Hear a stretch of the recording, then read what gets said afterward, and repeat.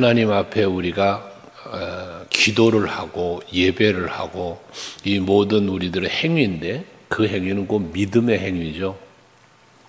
기도를 하는 믿음은 응답 주실 것은 믿음이고, 예배하는 믿음은 내 예배를 받으시는 하나님의 영광을 바라보는 믿음이 있는 거고, 물론 그 하나님의 영광을 바라보는 가운데에는 또 임재해 주실 은혜와 놀라운 복을 또 생각할 수 있는 그런 것들이죠. 그래서 우리의 믿음은 행위로 나타나게 되어 있다는 말씀을 여러분에게 늘 드리는 것처럼, 오늘 시편 기자도 다윗인데, 이 다윗은 1절에 보면 내가 가난하고 궁핍하다, 자신이 가난하고 궁핍하다는 것은 환난 중에 있다는 거죠. 힘들고 어려운 중에 있다는 거예요. 그럴 때에 주여 귀를 내게 기울여 달라는 것, 그리고 응답해 달라는 간구를 하는데, 다른 말로 표현하면 힘들고 어려울 때 도움을 주시리는 오직 여호와 하나님이시다는 겁니다. 뒤에 7절도 가서 보시면 7절에도 나의 환난 날에 내가 주께 부르짖으리니 주께서 내게 응답하시리라라고 말합니다. 그러니까 가난하고 궁핍하다, 환난 중에 있다, 그때 다윗이 할 수 있는 행위는, 믿음의 행위는 기도였다는 겁니다. 하나님 앞에 부르짖는 것, 그 부르짖음에 하나님이 응답해 주실 것을 믿기 때문이었다는 것이죠. 소경 바디메오가 사람들이 잠잠하라고 꾸짖어도 불구하고 더욱 소리질러 외치면서 다윗의 son 예수여 나를 불쌍히 여기소서라고 외칠 수 있었던 이유는, 예수께서 긍휼히 여기시고 불쌍히 여겨주시면 내가 눈을 뜰 수 있다는 믿음 때문이었지 않았습니까? 그 믿음을 보시고 예수께서 내 믿음이 너를 구원하였도다 하시며 그 눈을 뜨게 해주셨지 않았습니까? 우리가 하나님 앞에 단순히 그냥 습관적으로 나와서 예배하고 습관적으로 기도하는 것보다 중요한 것이, 그래서 믿음이 시작되어야 된다는, 믿음이. 이것이 우리가 하나님 앞에 드려야 할 자세고 응답받는 비결이라는 겁니다. 뿐만 아니라 2절에 보면 나는 경건하오니 했고 또 주를 의지하는 종을 구원하소서라고 표현합니다. 경건하다, 주를 의지한다라는 표현, 이게 믿음의 표현이죠. 자기 자신은 오직 여호와만 바라고 오직 여호와만 의지하는 그러한 삶을 사는 하나님의 종이었다라는 고백이잖아요. 그러니까 자기 자신을 보존해 달라, 구원해 달라라는 기도를 하는 거예요. 이걸 또 조금 다른 말로 바꾸면 경건한 사람, 주를 의지하는 사람은 하나님의 구원, 하나님의 보호를 받게 되어진다라는 의미이기도 합니다. 그래서 여러 곳에 고백이지만 여호와를 경외하고 그 말씀을 따라 순종하는 사람에게는 하나님께서 여러 가지 복을 주실 것을 약속하셨지 않았습니까? 그 모든 약속들은 아무에게나가 아니잖아요. 아무에게나가 아니고 여호와를 경외하는 사람, 여호와 하나님을 믿고 그 말씀에 순종하며 사는 사람에게 주시는 특별한 하나님의 약속이란 말이죠. 그런 모든 약속이 여러분들의 누림이 되시려면 여러분들은 여호와를 경외하는 삶을 살아야 되고 주를 전적으로 의지하는 삶을 살면 된다라는 것입니다. 또 3절에도 주여 은혜를 내게 베풀어 달라면서 내가 종일 주께 부르짖는다라고 말합니다. 종일 주께 부르짖는다. 데살로니가전서 5장에 보면 쉬지 말고 기도하라라고 말씀하잖아요. 또 다윗의 시편 16편의 고백은 내가 항상 여호와를 내 앞에 모셨다, 이런 고백도 하지 않습니까? 그러니까 쉬지 않고 종일토록, 이런 말이에요. 항상, 이런 의미를 갖고 있지 않습니까? 주께 부르짖었다는 거예요. 어떠한 상황에서도 어떠한 일이 있든 간에 항상 하나님 앞에 기도하는 다윗이었다는 것입니다. 그러니 그러한 다윗에게 은혜를 베풀어 주신다는 것이죠. 그래서 결국 경건한 사람, 주를 의지하는 사람, 주께 기도하는 사람에게는 하나님이 보호하심과 구하심과 은혜 베푸시는 복이 임하게 될 것을 말씀하고 있다는 거예요. 4절도 마찬가지죠. 주여 내 영혼이 주를 우러러 보오니 라고 말씀합니다. 하나님을 우러러 보았다는 표현을 합니다. 주여 내 영혼을 기쁘게 하소서라고 고백을 하잖아요. 근데 내 기쁨은 어디서 온다? 내 영혼이 기쁘고 내 삶이 기쁘고 즐거우려면 전적으로 하나님을 우러러 본다는 것은 사모하는 마음으로 주를 바라보는 거예요. 사모하며 주를 찾는 거예요. 시편 107편 말씀을 우리가 간혹 묵상하지만 사모하는 영혼에게 만족을 주시고 줄인 영혼에겐 좋은 것 채우신다. 이게 뭐예요? 하나님이 채우시는 은혜를 말하는 건데 누구에게? 사모하는 영혼에게, 줄인 영혼에게 라고 말씀하고 있습니다. 이 다윗이 우러러 본다 할 때 그 우러러 봄이 바로 그런 의미라고 볼 때 거기에 은혜가 임하는 것이다 그 말이에요. 잠언 8장 17절에서도 우리가 말씀 묵상하는 것처럼 나를 사랑하는 자들이 나의 사랑을 입으며 나를 간절히 찾는 자가 나를 만날 것이다 라고 말씀하지 않습니까? 이것처럼 우리가 하나님을 믿는 믿음이 있을진데 그 믿음은 결과적으로 하나님을 다윗의 표현대로는 우러러 보게 돼 있고 또 많은 시편의 고백과 말씀 속에서 말하는 것처럼 사모하게 돼 있고 항상 저를 의지하게 된다는 것이거든요. 거기에 응답이 있고 거기에 기쁨이 있단 말입니다.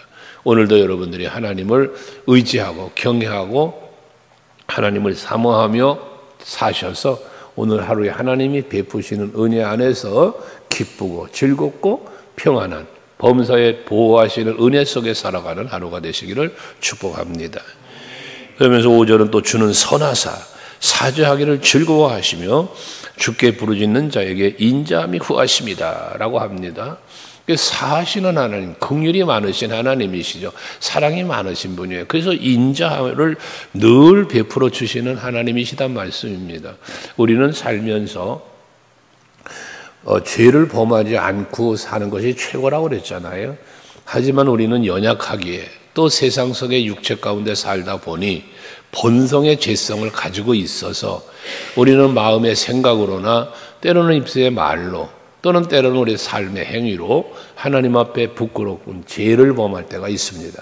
인간관계 속에서도 마찬가지이고요. 하지만 그럴지라도 우리는 그러한 자신의 부끄러움, 연약함 등을 하나님은 깨닫게 해주시니까.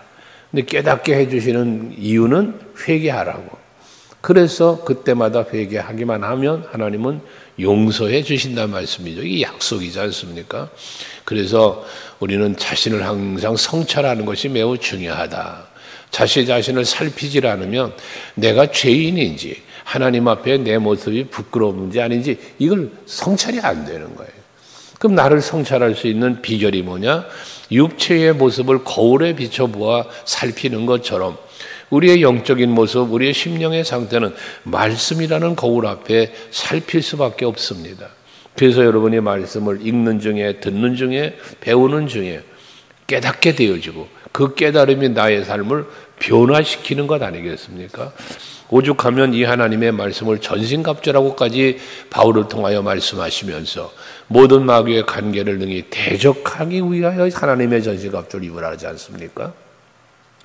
우리는 하나님의 말씀이 악을 이기고 마귀의 미혹을 물리치고 그리고 하나님의 거룩하신 뜻을 이루며 하나님께 영광 돌리는 삶을 살아가는 것도 모든 게 말씀으로부터 비롯되어진다는 사실을 기억하시고 항상 하나님의 말씀을 묵상하며 복 있는 사람은 주야로 여호와의 말씀을 묵상하는 자라고 그랬잖아요.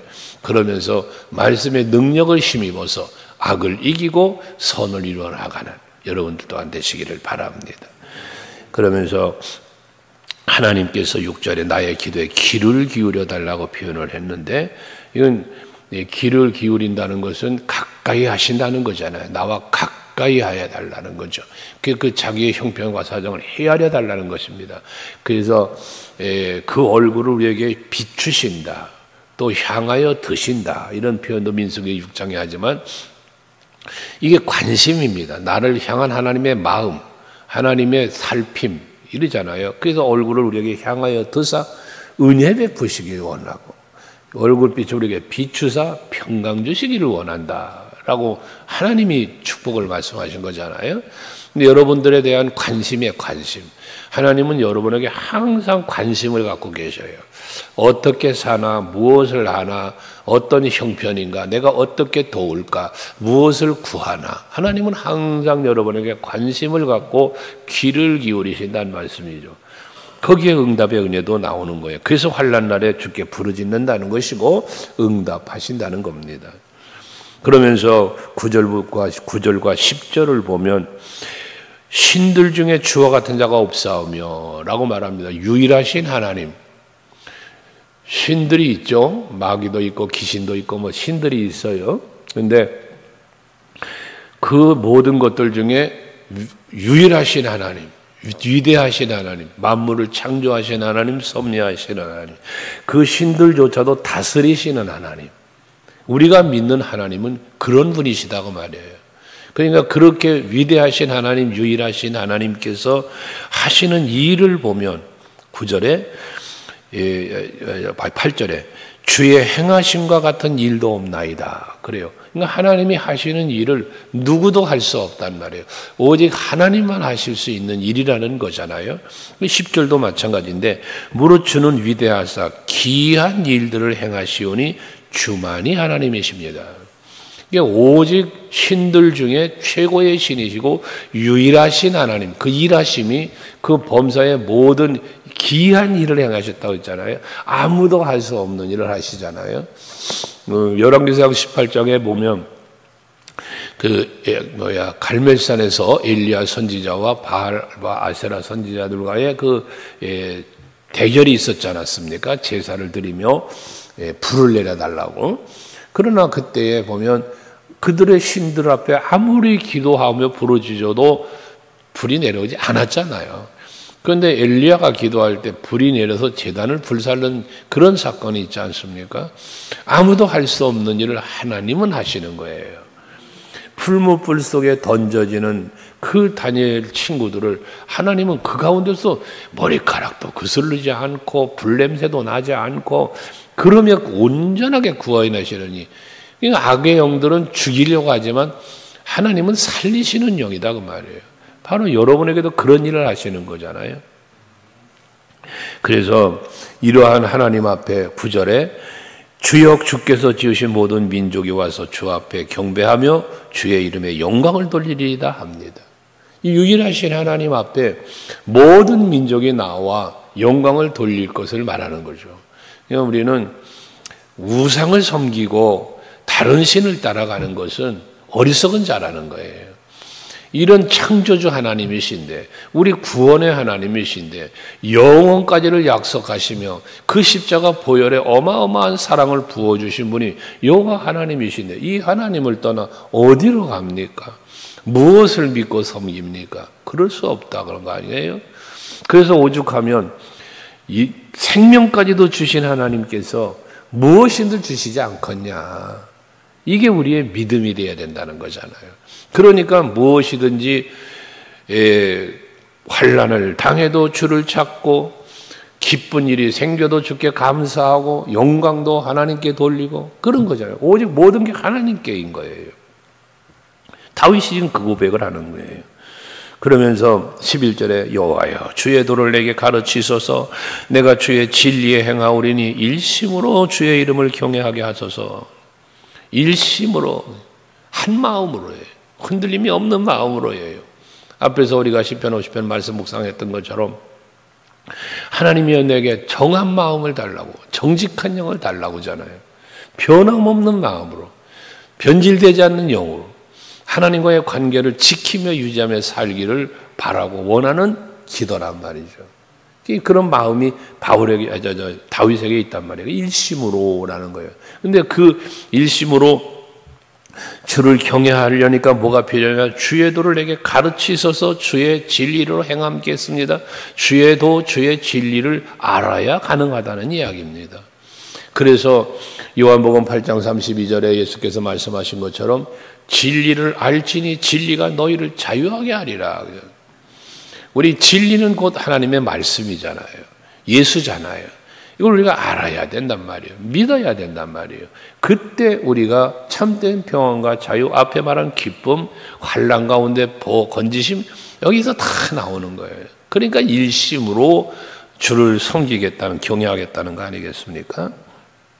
또 보면 12절도 주 나의 하나님이여 내가 전심으로 주를 찬송하고 영원토록 주의 이름의 영광을 돌리리이다랍니다. 여기 보면 전심으로 영원토록이라는 표현을 또 합니다. 일심으로, 전심으로, 영원토록, 이게 다윗의 마음이에요. 우리는 간혹 어떠한 상황 앞에 아무것도 아닌 것들 앞에 무너져 내릴 때가 많아요. 사람 때문에 무너지고 환경 때문에 무너지고 어떠한 아무것도 아닌 것들에 무너져 내려요. 여러분의 신앙은 그런 무너지는 신앙이 아니라 오히려 더 강건해지고 세워져가는 신앙이 될 수 있기를 바랍니다. 찬양 중에 그런 찬양 우리가 하잖아요. 비바람이 앞길을 막아도 나는 가리 주의 일 가리, 이런 찬양들을 하는데 내 길을 가로막는 것이 비바람이 되었던 무엇이 되었던 그것에 막히지 않고 해치고 나아가겠다는 것 아닙니까? 나아가려고 할 때에 하나님은 열어주시는 거예요. 홍해를 열어주시는 것처럼, 위협하는 골리앗을 쓰러뜨리시는 것처럼 모든 일을 하나님이 이루시는 거예요. 그러니까 내가 가야 할 길을 세상은, 환경은, 사람은, 마귀는 가로막아도 나는 그 길을 멈추지 않고 가겠다. 앞에 다윗의 고백처럼 일심으로 전심으로 영원토록. 그때 하나님은 그 모습을 기뻐하시며 열어주시는 은혜를 베푸시는 거지 않겠습니까? 여러분들에게도 오늘도 그런 은혜를 베푸셔서 열려지는 은혜, 그로 인한 평강과 자유와 기쁨이 있는 하루가 될 수 있기를 바랍니다. 그러면서 13절에도 이는 내게 향하신 주의 인자심이 크사 내 영혼을 깊은 소울에서 건지셨음이라 라고 말하잖아요. 그러니까 다윗의 말씀을 여러분에게 드릴 때는 늘 빠지지 않는 말이지만 경험이에요. 경험. 어려서부터 하나님께서 자기를 지켜주셨고 어려서부터 하나님이 자기의 은혜 베푸시며 복 주셨던 사실들을 기억하는 거예요. 그러니까 그러한 고백을 하는 것이에요. 하나님 앞에서 하나님이 내게 베푸신 그 인자하심과 크신 은혜를 기억하는 거예요. 그러니까 늘 하나님께 감사하며 찬성하며 살 수밖에 없는 거예요. 늘 말하잖아요, 여러분. 은혜를 받는 것도 중요하지만 복을 받는 것도 중요하지만 누려야 된다고. 근데 누리는 비결이 뭐라고? 감사라고. 감사하려면 어떻게 해야 된다? 은혜를 은혜로 알을 때 감사하죠. 내가 받은 복을 헤아려 볼 때 그게 감사가 나오는 거지. 받은 은혜, 받은 복은 헤아리지 않고 그러지 못하고 뭔가 부족하고 연약한 것만 생각하면 불평밖에 안 나오는 거예요. 그래서 장미꽃을 얘기 비유 많이 하잖아요. 장미를 보면 꽃도 있고 가시도 있어요.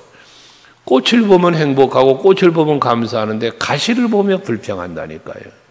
내가 무슨 생각을 하고 있느냐, 무엇을 바라보고 있느냐라는 거잖아요. 여러분 동일한 거예요. 그러면서 악인들이, 교만한 자들이 이 자기를 치려고 하지만 그들은 자기 앞에 줄을 두지 않았다는 거죠. 근데 이 다윗은 뭐예요? 내 앞에 줄을 모셨다잖아요. 그래서 여러분 코람데오의 신앙을 말하지만 우리는 언제나 하나님 앞에서 사는 것이 매우 중요하다. 하나님 앞에서 산다는 것은 하나님이 함께 하심을 믿고 사는 믿음이다. 임마누엘의 신앙이라고 말하죠. 그 하나님이 나와 함께 하심을 믿는 믿음의 삶이 하나님 앞에 사는 건데 그러면 두렵지 않아요. 범죄하지도 않아요. 그게 하나님의 은혜 속에 살게 되어지는 거예요. 그러면서 하나님에 대한 다시 고백을 15절에 주여 주는 긍휼히 여기시며 은혜를 베푸시며 노하기를 더하시며 인자와 진실이 풍성하신 하나님이시오니. 그래요. 하나님은 이런 하나님이라는 거예요. 그러니 이제 16절 내게로 돌이키사 내게 은혜를 베푸시고 주의 종에게 힘을 주시고 주의 여종의 아들을 구원하소서라고 기도하는 거죠. 하나님의 인자와 은혜가 풍성하시고 긍휼이 많으신 분이시니까 지금 나의 이 상황에서 나를 지키고 건져 달라는, 그럴 분은 오직 여호와뿐이라는 사실을 말하는 거예요.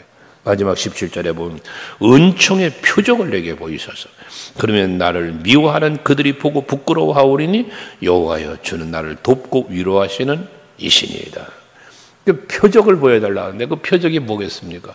대적들로부터 지켜주시고 나를 건져주시고 저 대적을 물리칠 수 있게 해주시는 이김, 승리, 환난 중에도 기뻐하며 즐거워하며 하나님께 감사와 찬송, 영광 돌리는 이런 모습이 하나님의 표적이 내 마음에, 내 삶의 현장에 나타나는 거예요. 증거되는 거예요. 여러분 오늘도 하루를 찬송하며 사세요. 그게 하나님의 놀라운 은혜가 여러분 삶의 현장에 표적으로 나타나는 거예요. 감사하며 사세요. 그것이 하나님께 영광 돌리는 거예요. 여러분 누림이시면서요. 그게 믿음으로 사는 자의 삶의 모습이다. 여러분의 믿음의 결과물들이다. 이게 곧 누림이다. 이런 아름다운 모습이 여러분 속에 있길 축복합니다. 기도하겠습니다.